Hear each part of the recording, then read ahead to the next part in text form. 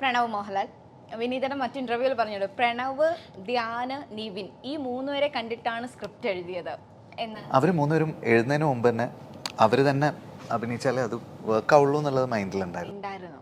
അപ്പം ഈ നമുക്ക് നിവിനായിട്ട് ക്യാമിയോ പോലാണോ വരുന്നത് അതോ ത്രൂ ഔട്ട് ഉണ്ടോ? Extended cameo.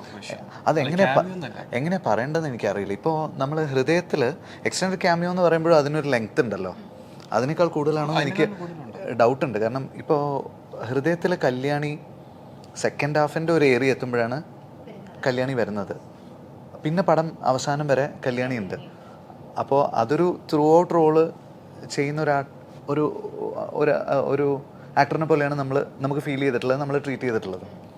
അപ്പം നിവിൻ ഇതിൽ അതേപോലെ സെക്കൻഡ് ഹാഫിൽ ഒരു സിഗ്നിഫിക്കൻ്റ് ഏരിയയിലാണ് വരുന്നത്.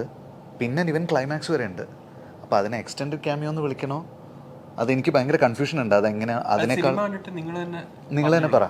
അതെ, കാരണം അത് ഇപ്പം ഞാൻ ഓം ശാന്തി ഓശാനയിൽ വർക്ക് ചെയ്ത 1.5 ദിവസമാണ്.